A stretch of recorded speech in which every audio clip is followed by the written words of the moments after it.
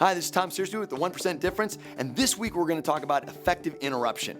Now, if you've ever watched a political debate on television, you know it's exhausting. There's bad form, there's a lack of courtesy, let alone the fact that they don't have facts. But if you watch the Sunday morning programs, you're going to see some effective tools for interrupting inside of a conversation. And there are occasions when you're out in the sales environment where there seems to be a low environmental awareness on the part of the prospect or your customer, on the part of your own team members who are going on, or maybe an ancillary partner, someone you brought in, a vendor or some sort of a recommended team. Regardless, you're going to need to interrupt and get the conversation back on track. Let me tell you how to interrupt. Step number one, you got to catch the attention of the room. Simply say the following: I'm sorry, I need to interrupt for just a moment. Catch their attention.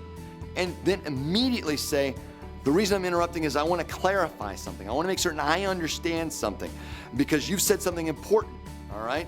So the third thing you want to do is express an affirmation. You've said something important, and I want to make certain I have it in my notes. You said something important a little earlier, and I want to make certain that I understood it. You said something that I was curious about that I think might be pivotal for our conversation. I want to make certain that I get it down. In any of those cases, you've allowed them to save face by going ahead and saying that they've said something important. You've interrupted for a reason to make certain that everyone in the room is now focused on that particular issue. The next step you have to do is you have to ask for the right. Can I amplify? Is it possible if I rephrase what you said so I make certain that I understand it? Can I modify what was said? Because I want to make certain that we are looking at it through the language and the lens of our company so that we can make certain that we're doing the right things for you. And then by doing that, you're able to reframe the conversation. So now that you've interrupted, you've affirmed, and you've gotten permission, here's how you pivot. You pivot and expand and redirect and build on what has already been said.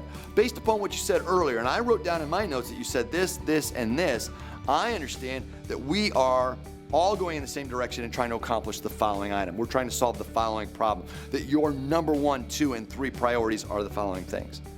I also understand that there's a couple of items that are probably bigger than our conversation has time for. I'd like to put those on a parking lot and look at it another time where we can explore them more deeply. And then finally, you want to make certain that you push to the end of the meeting based upon the available time. Knowing that we only have a few moments left in our meeting at this point, and based upon what you've said so far and what I've captured and what we put in the parking lot, then it seems to me our course of action should be the following 3 items. Do you agree? Grabbing hold of a meeting, interrupting someone who is rolling on a topic that may or may not be valid or relevant for the day's conversation or for the body that's in the room is a favor to everyone involved, even if it is the biggest person positionally in the room. As long as you do it in the right way, interrupt them, affirm them, compliment them, ask for permission, you'd be amazed at what you're able to do in re-controlling the meeting. Until we get a chance to talk again, go out and make the 1% difference. If you like this video, hit the subscribe button down below and the bell, and that way we'll let you know every time there are new videos that are out there. And you can also visit our website below.